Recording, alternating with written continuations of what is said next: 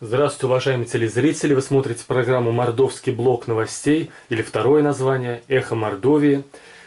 У нас Василий Дмитриевич Гусляников, гость, первый президент Мордовии, а девиз нашей программы по-прежнему «Пока мы будем безучастными, мало что изменится». Петр Николаевич Тултаев.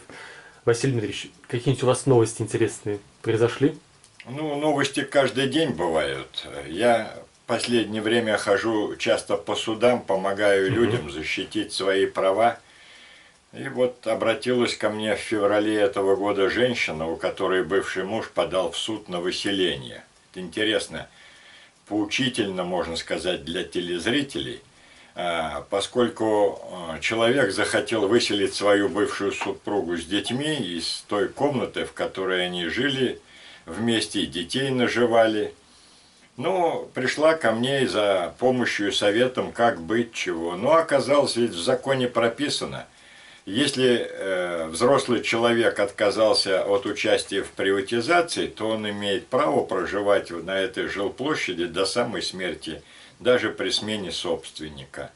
И вот этот аргумент мы использовали, и поэтому в феврале этого года истец вынужден был забрать свое исковое заявление, поскольку дело там было 100% проигрышное. Теперь далее, сама вот эта бывшая супруга с детьми подала в суд иск о расприватизации этой жилплощади. Тут тоже явилась юридическая такая тонкость, когда квартиру приватизировали, он приватизировал ее только на себя. А оказалось, что в этот момент уже 10 дней, как был рожден у них сын. А в соответствии с законом, любой несовершеннолетний обязан принять участие в процессе приватизации.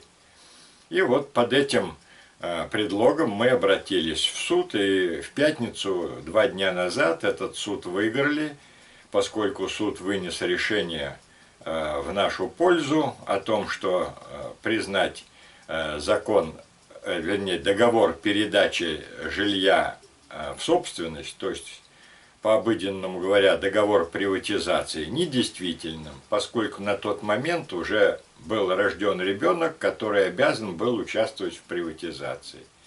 Теперь эта квартира будет передана в муниципальную собственность, и женщина с детьми уже будет жить там спокойно, потому что муниципалитет не сможет никого к ней подселить и так далее.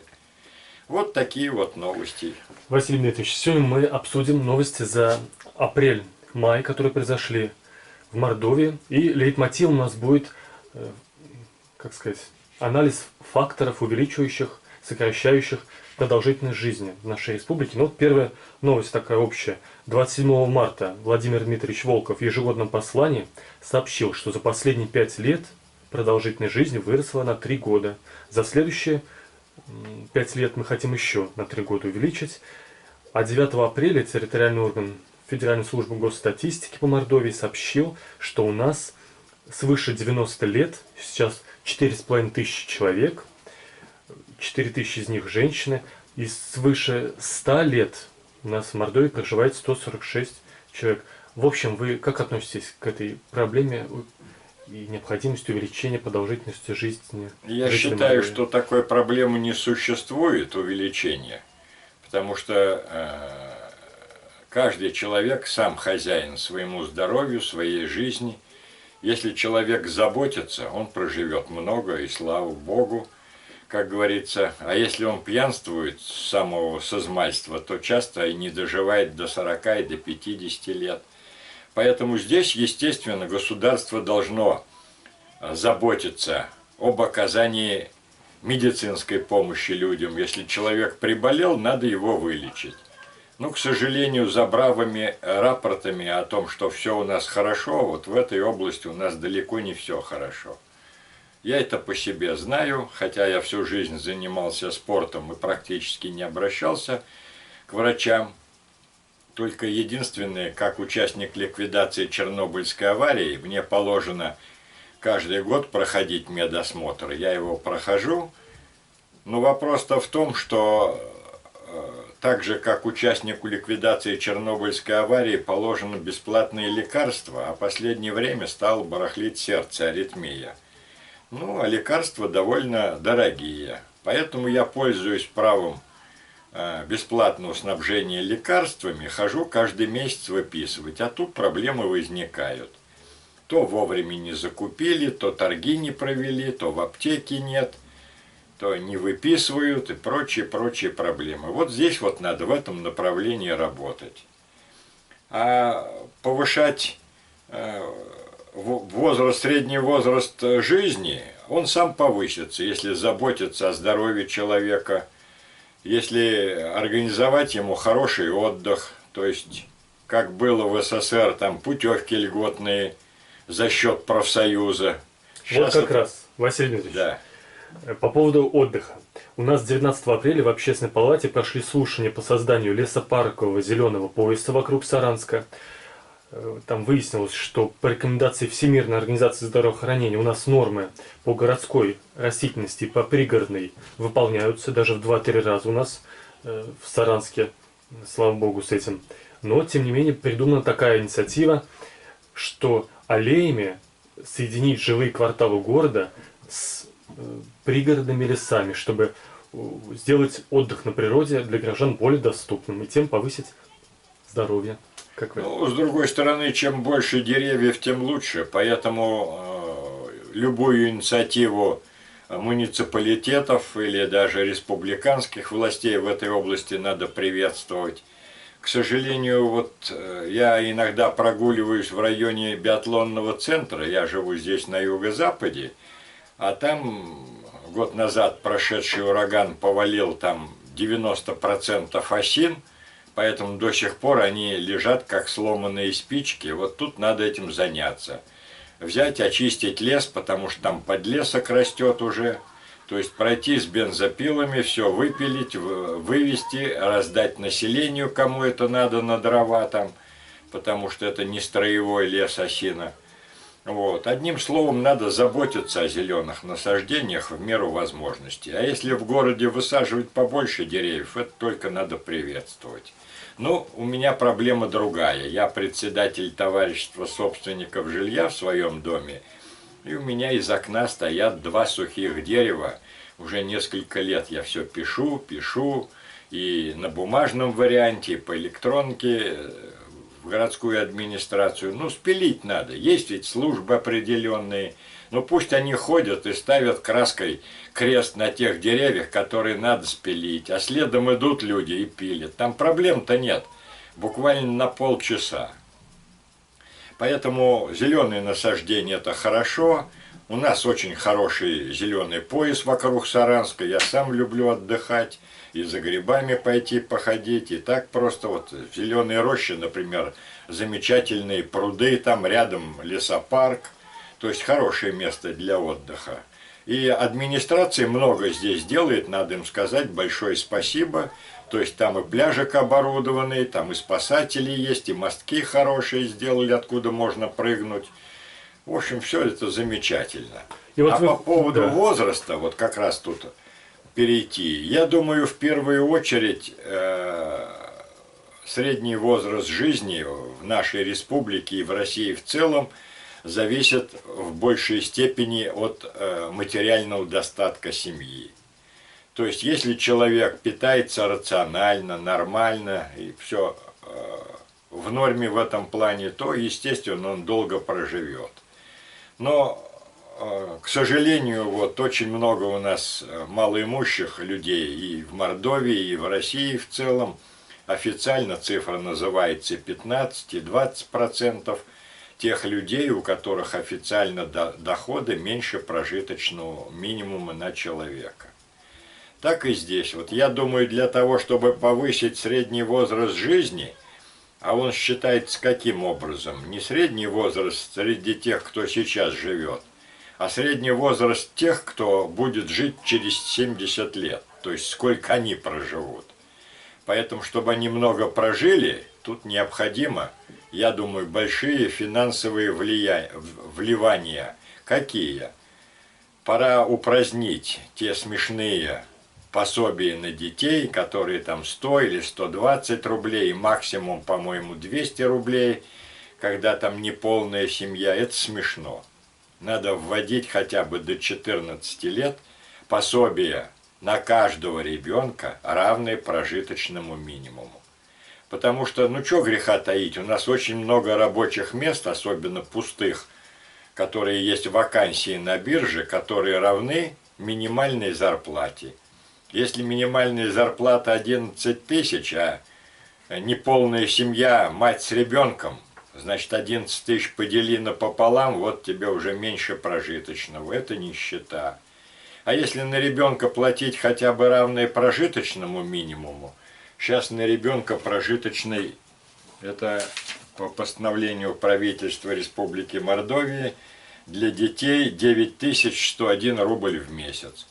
Но если вот этот доход будет ежемесячный на ребенка, тогда семья это будет более-менее нормально жить.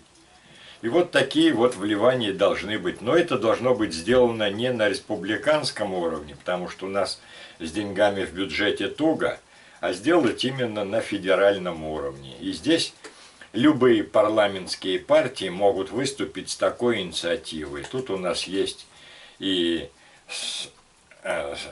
партии КПРФ, и партии либерал-демократов, и эсеры, которые присутствуют в парламенте, они могут выступить с такой инициативой, и я думаю, Единая Россия будет изыскивать возможности такой законопроект рассмотреть и принять, потому что это, ну, можно сказать, карты в руки накануне парламентских выборов. Это хороший аргумент. Вот вы говорили о важности хорошего, качественного питания. А вот смотрите, что у нас происходит. Во-первых, родители у нас в Саранске, которые опрашивались в первой половине апреля, почти подавляющим большинством удовлетворены системой организации питания в детском саду и санитарным состоянием мест, отведенных для приема пищи. Но, конечно, говорят, что ребенок оценивает качество питания в детском саду, хорошо оценивает 83%, и 17% это на тройку и двойку. Но, оказывается, родители преувеличивают качество питания. Роспотребнадзор в конце апреля сделал проверку, и оказалось, что в 3 садах не продаются, а детей кормят некачественными молочными продуктами. И уже эти поставщики, которые поставили такую продукцию некачественную, внесены в реестр, им больше нельзя поставлять продукцию в детсады. 29 апреля жительница Саранска купила пирог с яблоками в пекарне, и дома обнаружила, что там под целлофаном красивый большой рыжий таракан. 30 апреля, после поминок в поселке Комсомольском Чардинского района, 26 человек отравились. И оказалось, что палочка сальмонелла в курице и в салате из крабовых палочек. Как у нас в Мордовии с качественным питанием в целом? Это, конечно, крайний случай. Ну, я полагаю, что это на самом деле хорошо, что это не так часто встречается, и люди травятся не так часто. Конечно, надо следить, для этого есть службы определенные, санитарный надзор, который должен смотреть, чтобы на самом деле палочка этой сальмонеллы не присутствовала в хлебобулочных изделиях или других салатах там и прочее. Вот.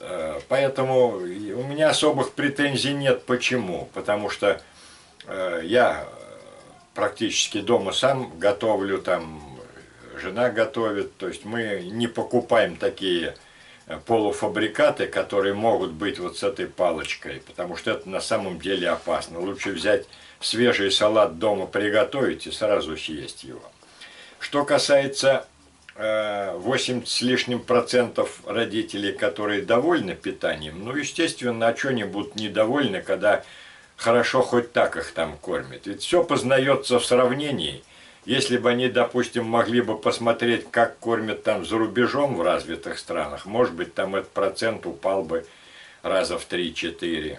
Ну, я полагаю, что здесь особых претензий быть не должно. Хорошо хотя бы так, что последнее время наше правительство предприняло всякие попытки и во многом решило проблему с детсадами и яслями.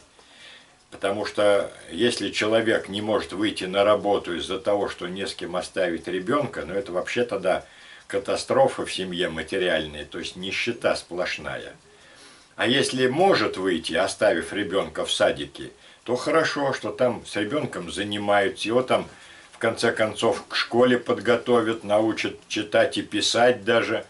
Вот. И сказки ему почитают, и погуляют с ними, накормят.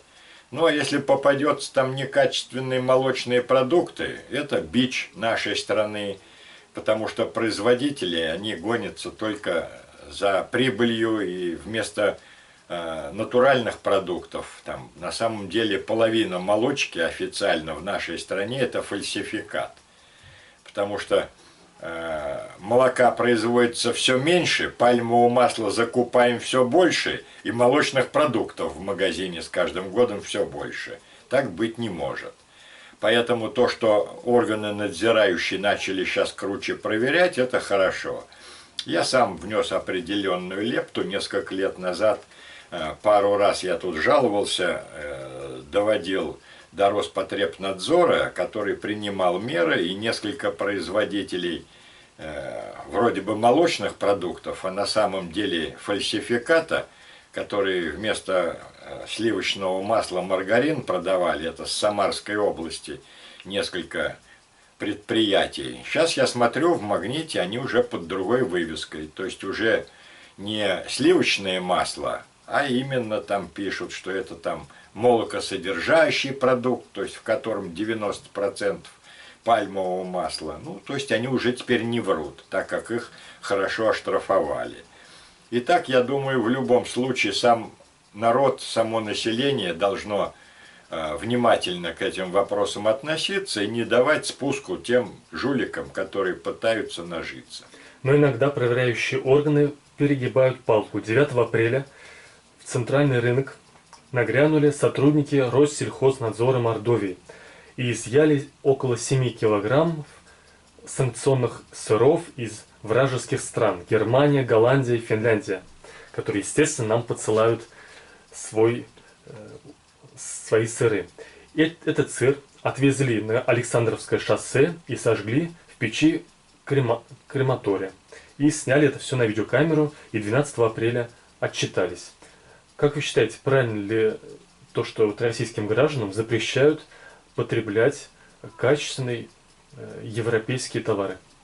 Ну, я полагаю, что здесь 90% проведи осмотр, и любой из этих 90% скажет, что это просто варварство. Даже если ты на таможне задержал этот товар, который контрабандой пытаются ввести, ты его отбери у них и продай его. Зачем его уничтожать? Это варварство просто. А это даже не ну, это санкционные товары, но они, наверное, тоже в контрафакт попадают. Да? Нет, у нас просто запретили ввоз вообще, поэтому это получается контрафакт. Да, правильно. Вот. Но с другой стороны, я полагаю, что те люди, которые засняли на видео, они правильно сделали. Они сожгли не тот, который они изъяли натуральный, а заменили его тем, который у нас там в 5 раз хуже, и сожгли его, и правильно сделали. Вы верите в лучшее. А смотрите, что у нас с водой. 27 мая в социальных сетях появилось видео с тоннами погибшей рыбы плотвы на берегу пруда, который находится рядом с комбинатом Тепличное. И рыбаки журналистам телесеть Мордовии говорили, что накануне химикатами обрабатывали территории этого тепличного предприятия, а они всегда берут воду как раз из этого пруда. Росприроднадзор, Следственное управление Следственного комитета вот, проверку организовали, пока неизвестны результаты. 28 мая активисты Мордовского регионального отделения «Открытой России» передали в администрацию Саранской более 500 подписей под жалобой на ржавую воду, текущую из крана. Вот. Ну, по поводу замора рыбы, я давно говорил, что не надо тратить деньги на ту рыбоохрану, которая гоняется за браконьерами, так называемыми, которые выловят там лишний килограмм рыбы там и все прочее, потому что 99% всякого замора рыбы идет от химии, которая сливается с предприятий, колхозов там или каких-то фермерских хозяйств. В данном случае, если найдут они, что виновным здесь было Тепличное, то они хорошо его оштрафуют. Это один вопрос. Я полагаю, что здесь, конечно, санкции должны быть очень жесткие, поскольку нам надо заботиться о природе, и более того, чтобы рыбка-то водилась, тем более у нас на территории Мордовии и около Саранска не так много водоемов, где водится рыба. Дальше по второму вопросу Ржавая вода? по ржавой воде. Я сам как человек с техническим образованием понимаю очень многое в этой проблеме. Проблема очень серьезная, она не так просто решается, поэтому просто рекомендую каждому установить дома у себя фильтр. И перед тем, как варить или пить, там, вода у нас вкусная, чтобы ржавчина не прошла, достаточно там элементарных фильтров, которые эту ржавчину задержат. Потому что полностью устранить можно только, если перемонтировать все трубы водоснабжающие, заменив их на полиэтиленовые. Вот у нас по Саранску, по юго-западу, я помню, несколько лет назад наблюдал, тянули очень большие, хорошие полиэтиленовые трубы водопроводные. В них, естественно, вода ржаветь не будет, так что полиэтилен не ржавеет. А сколько примерно лет потребуется городу, чтобы полностью заменить на полиэтилен? Я полагаю, что это не один год, потому что вот эта система, она создавалась десятилетиями, и не только те несущие центральные вот эти трубы, но эти разводка к каждому дому, она металлическая везде. То есть тут вопрос это трудно решаемый. Поэтому я думаю, тут особенно заморачиваться не надо. Ну, тот, кто очень щепетилен к своему здоровью и к воде, покупает воду для питья в магазине, тем более есть сейчас и недорогая, там порядка 40 рублей за 5 литров бутыль. Вот. А я говорю, проще, наверное, все-таки фильтр А установить. сколько примерно стоит фильтр? Как А думаете? разные они бывают. Вот у меня жена установила там, например, за 4000 и раз в полгода еще меняет там за 1000 рублей, что ли. И все, мы прям можем эту воду пить. Вода у нас очень вкусная. Я во многих регионах бывал. Вкуснее нашей воды вообще нет. Ну вот вы Есть. говорите вкуснее, а бывает человек привыкает даже к запаху бензина, несмотря на то, что Дело он в вредный. том, что Может, вы ржавчина, привыкли? которая идет из воды, она не настолько вредна. Да? Да, это ржавчина, это окислы железа, так что тут ничего страшного.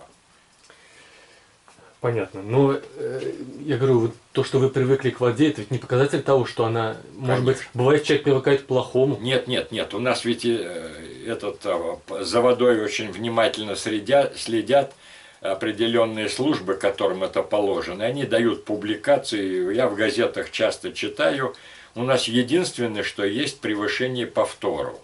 Превышение небольшое, то есть там в 2 раза, например, превышение, это, в общем, не так существенно.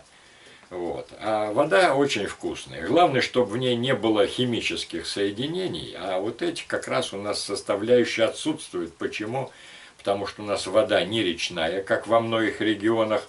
Взять поволжские города, там все это питьевая вода из Волги. Она очищается, естественно, но все равно у нас лучше, потому что у нас она подземная вода, с горизонта там 200 метров подземная вода, там она довольно очищенная. Да, и вот еще вы говорили, что вы любите иногда ходить по грибы, но не замечаете, как это опасно. 5 апреля Роспотребнадзор Мордовии сообщил, что за первый квартал после укусов животных и ослюнения от животных в медучреждение обратились в Мордовии 311 человек. Из них, из 300, только 76 обратились в МВД, и даже этим 76 не возбудили административные дела, потому что, говорят, у вас легкий вред здоровью. Видимо, вот эти укусы они не подпадают под тяжкие. Кроме того, 23 мая Роспотребнадзор сообщил, что за 5 месяцев этого года клещи покусали как минимум 150 человек, в том числе 74 ребенка. И 3 укушенных взрослых были заражены клещевым боррелиозом, который может привести к инвалидности. На 13 мая, по данным 13 мая, противоклещевая обработка проведена только в 41% территорий запланированных. Видите, какая опасность? Ну, дело в том, что есть хорошая поговорка русская: знать бы, где упасть, соломки подстелил, так и здесь. Я полагаю, что из-за опасности заразиться болезнями от клещей, это не значит, что в лес не надо ходить. Просто надо определенные соблюдать меры предосторожности, как там пишут, там, чтобы в обувь не попало, там, чтобы брюки были с напуском на обуви, чтобы по траве где-то там валяться. Надо посмотреть, может сначала ее каким-то образом там посшибать этих клещей, ну, одним словом, самим как-то спасаться от них, потому что так или иначе обработка химии, я думаю, это тоже не во вред, это не в пользу человеку, любая химия. Яд для клещей, он каким-то образом накапливается и у человека в организме, поэтому здесь то, что покусали собаки кого-то, ну, здесь на самом деле можно сказать, что общее такое развитие человека и взаимоотношений между людьми, воспитание должно быть для того, чтобы, ну, во-первых, если это домашние собаки, там, ну, не пускать их просто так гулять без поводка, без намордника, вместе с ними. Если это бродячие, то для этого есть специальные службы, которые их отлавливают и прочее. Вот. А есть, конечно, что и дикие даже животные заболевают бешенством. Вот приходила ко мне года полтора женщина, тут в пригороде Саранска, говорит, лисы замучили, кур нападают, там воруют и все такое, а лисы, они даже являются разносчиками бешенства, поэтому тут проблему надо решать, может быть, с отстрелом даже их, если их там слишком много развелось. Плюс надо смотреть определенным службам, каким образом предохраняться от переноса заразы, в первую очередь, вот, бешенства или там других заболеваний. А вот скажите, как нам предохраняться и спасаться от падающих строительных кранов? 29 апреля на стройплощадке по улице Севастопольской на Химаше рухнул огромный автомобильный кран. Никто не пострадал, но 2 года назад здесь уже падал, тоже высоченный башенный кран. Это нормально вообще? Нет, ну все это, конечно, ненормально. Поэтому есть на любом предприятии специальные люди, которые отвечают за технику безопасности, а на больших предприятиях это даже целые отделы. Там все прописано, как, что, чего. Если это кран стационарный, то, естественно, он должен закрепляться даже к рельсам. А рельсы к бетонным шпалам, которые тяжелые, не дадут возможности упасть. Есть определенные там меры предосторожности, то есть как только МЧС предупредил, что будет сильный ветер, кран не должен работать, он должен там крановщик слезть, все это зацепить за рельсы, чтобы он четко держался. Если это автомобильный кран, у него тоже есть свои меры безопасности, надо просто соблюдать элементарные. Тут недавно вот был несчастный случай смертельный, когда людей наняли разбирать трехэтажные всего, по-моему, здания. Ну и полезли разбирать люди, понадеялись тоже что-то, не с того места начали демонтировать, и упала плита и придавила насмерть человека. Поэтому надо в любом деле соблюдать технику безопасности. Еще одна проблема.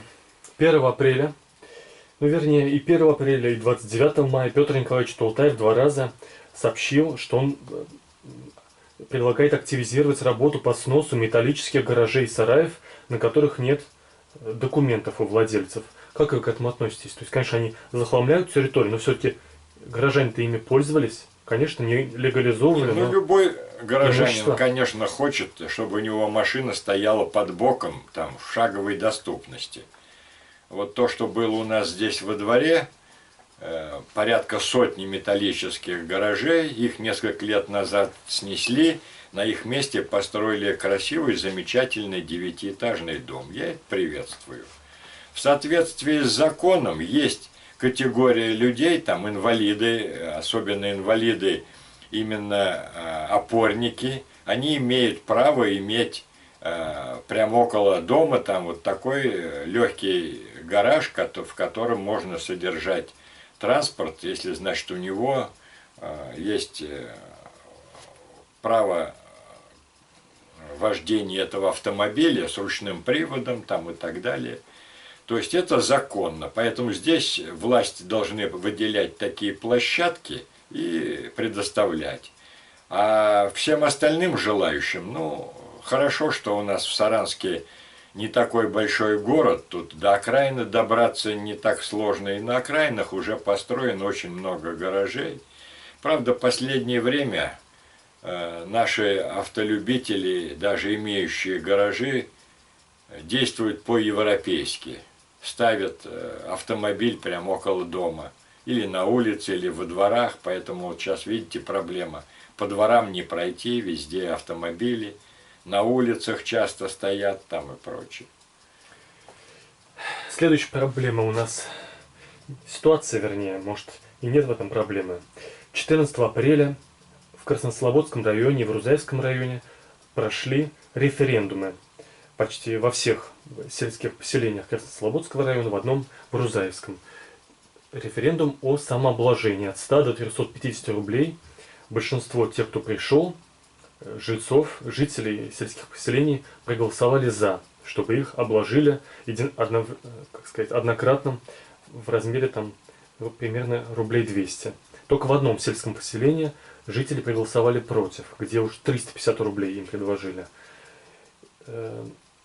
14 апреля, вернее осенью прошлого года, то же самое было в Большеберезняковском районе. Тоже большинство проголосовало за. А в начале апреля этого года в Рамаданском районе глава администрации одного из сел посоветовал жителям за счет своих средств ремонтировать неработающий фельдшерский акушерский пункт. Как вот относиться к этому перекладыванию расходов все большему на Мне, во-первых, понравился ваш аргумент, что провели референдум. Но наблюдателей не допустили. За только одного. свою жизнь я видел только один референдум. Вернее, два референдума. Один еще проводил Горбачев, и один проводил Ельцин. А Конституция о сохранении Советского Союза, да? Ну да. Я полагаю, что нам, конечно, надо идти по европейскому пути, если сказать, что, например, в Швейцарии Прямая ежегодно демократия, да? проводится более 20 референдумов по самым разным вопросам.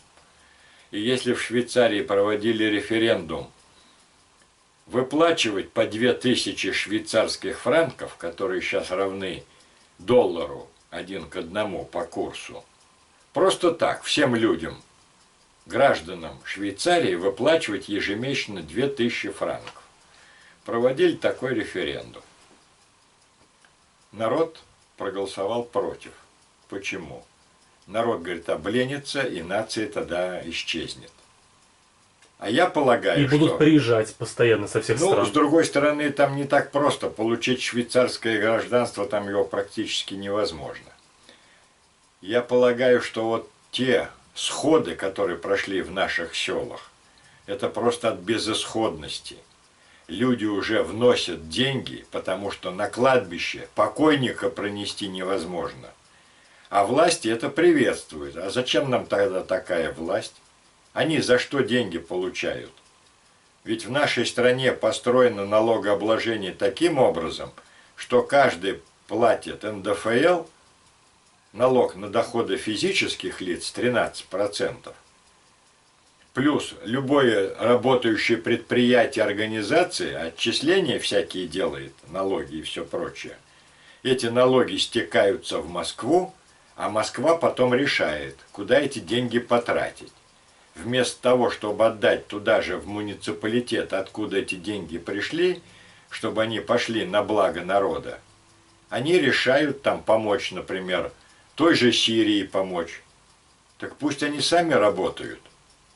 Мы помогали всю жизнь Кубе, а потом простили там 10 или 20 миллиардов долларов. И кубинцы из-за того, что мы им перестали помогать, уже нас теперь друзьями не считают. Лично мне дружба за деньги не нужна. Пусть каждый сам работает, пусть каждый устанавливает в своей стране тот режим, который ему нравится, и пусть не бежит он в благополучную Европу любыми путями, даже тонув при этом в Средиземном море. Каждый в своей стране должен решать свои проблемы. Поэтому вот я резко отрицательно отношусь к тому, что люди принимают решения самообложения. Эти решения просто от безысходности. Потому что нельзя проехать скорой помощи по улице села, забрать больного человека, или нельзя покойника на кладбище донести, Я полагаю, что здесь надо просто в бюджете предусматривать те деньги, которые должны пойти на село, которые должны сделать дороги и для скорой помощи, и для покойника, чтобы на тот свет отправиться по асфальту. И поэтому я приветствую тех людей, которые отказались по 350 рублей собирать. Ну, правда, им придется тяжело, придется на себе нести, а не на машине покойника на кладбище. Ну, это их, так сказать, право и задача. Как надоест им носить, они предпримут все меры для того, чтобы это прекратилось.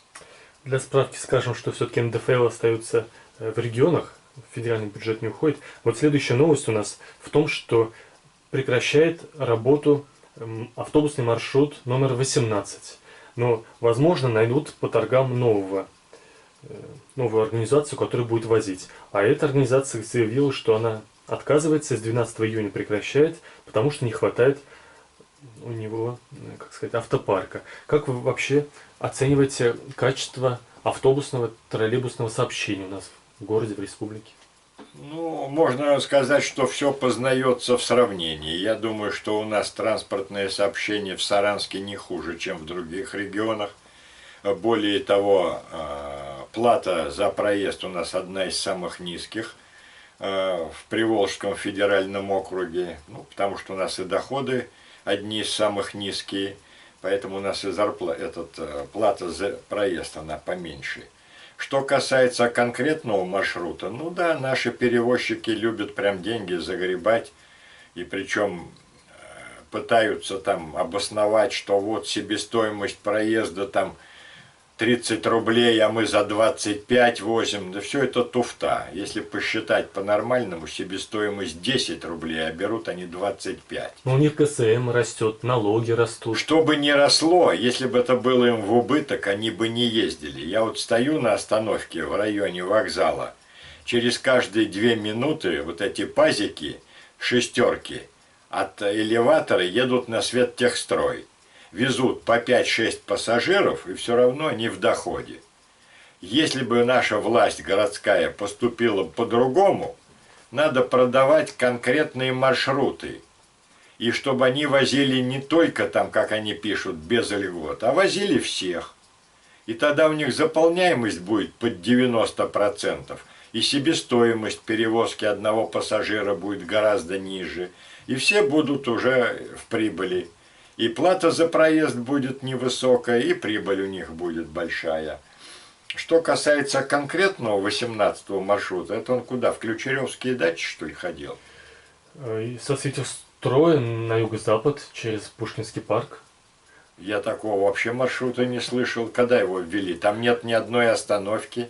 Я пешком все детство ходил. ездил. Он как 45-й, только 45-й едет в Елгу от Пушкинского парка, вы 45-й вы едет имеете в виду, на что запад. это «Газели». «Газели», да. Я да, думал, это А. городской транспорт. Скорее всего, «Газель». Ну, имеется по в виду. газелистам я говорю еще раз, вот такое мое четкое предложение.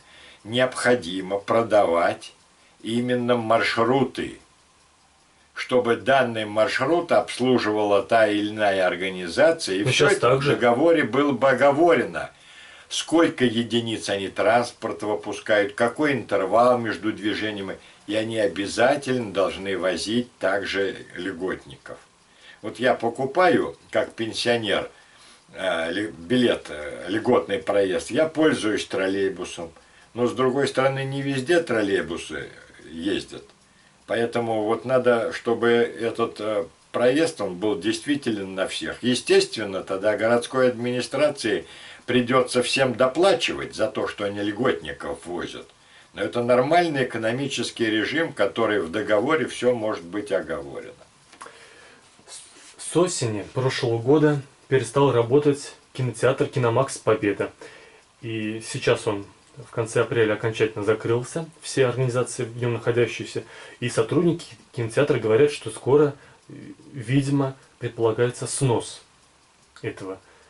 Какие у вас воспоминания связаны с этим на проспекте Ленина? Ну, воспоминания еще такие. Я в Саранск приехал в 1961 году, и когда я шел по проспекту Ленина, тогда это называлось еще улица Гражданская, то вот как раз на месте кинотеатра был большой овраг.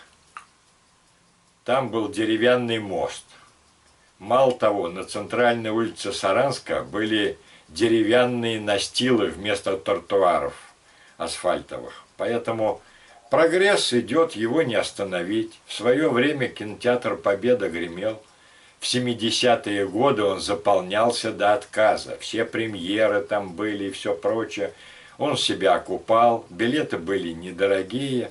А окупал почему? Потому что в нем присутствовало сотни людей, которые шли на кино. А сейчас в кинотеатре-то в зале там 10-20 человек, поэтому, естественно, они себя не окупают.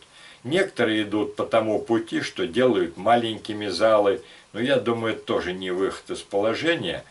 Здесь просто прогресс не остановить. У каждого сейчас дома свой кинотеатр, по 100, по 200 каналов, любые кабельного телевидения или тарелка. Поэтому в кино люди ходят реже, и это, как говорится, прогресс, его не остановить. Может так оказаться, что они вообще кинотеатры себя изживут. Следующая новость в том, как Саранск отмечается в рейтингах. 3 мая были опубликованы результаты социологического опроса, проведенного маркетинговым агентством Zoom Market, и оказалось, что из 24 городов, там все крупные города России, опрашивали жителей, как они оценивают свое финансовое положение по пятибалльной шкале. И из 24 городов жители Саранска ниже всего оценивают свое финансовое положение. То есть, как бы формально это назвали, что Саранск самый бедный город. 29 мая обновился национальный рейтинг мэров, который проводит Центр информационных коммуникаций «Рейтинг». Раз в 2-3 месяца выпускают рейтинг, и там Петр Николаевич Тултаев. Я проследил с начала прошлого года еще, с января 2018 года, какое место занимает Петр Николаевич. 13, потом 12, потом 6, 7, 12, 11, и вот снова в апреле-мае 2019 года 11 место. Так эксперты, которых опрашивала эта московская организация, оценивают качество мэра нашего города. 29 мая сессия депутатов городского округа Саранск прошла, и там было принято решение, что в администрации нужно создать собственную пресс-службу, чтобы она еще больше продвигала имидж города в социальных сетях. Ну, во-первых, по поводу создания пресс-службы я ничего против не имею, любая организация может создать. А я полагаю, что в городской администрации такая служба не будет лишней, потому что проблем много, и она должна на все реагировать. Ну, значит, есть свободные деньги в городской администрации. Ну, тут небольшие деньги, нас там закапывают в других местах гораздо больших денег. Я полагаю, что место Петра Николаевича Тултаева, оно достойное, и оно соответствует тому, потому что его работа видна, и многие мэры могут похвастаться тем, что они идут в народ, а у нас мэрские субботы, они естественные. В этом плане я доволен нашим мэром. Да, ну что же жители-то нашего города оценивают, что они самые бедные? Когда они на самом деле самые бедные? Но это не от мэра зависит. Дело в том, что привлекать надо инвестиции в республику для того, чтобы создавать новые производства. И в город. Причем не только производство сами по себе, а высокоэффективное производство с хорошей зарплатой. Вот над этим надо работать. Вот. И если этот вопрос будет решен, тогда, естественно, поднимется и зарплата, и доход, и люди будут голосовать за себя хорошо. А сейчас они просто оценивают то, что есть на самом деле. Но надо отметить, что на самом деле я много городов повидал, и в последнее время езжу по разным городам. Самый красивый город – это Саранск. Очень много сделано. Очень много наших красивых зданий построено, хорошо отремонтировали дороги. Бывает, конечно, что вот плохо делают, особенно во дворах. Через год-другой уже ямы получаются, а так центральные трассы вроде бы ничего. Да, здесь прямая цепочка. Чтобы повысить зарплаты и уровень жизни у горожан, надо увеличить спрос на рабочую силу. А чтобы увеличить спрос, надо увеличить количество работодателей. Чтобы увеличить количество работодателей, надо создать максимально комфортные, еще более комфортные условия для этих работодателей. Вот в этом направлении должна Конечно. двигаться администрация. Полностью согласен с вами. Конец первой части.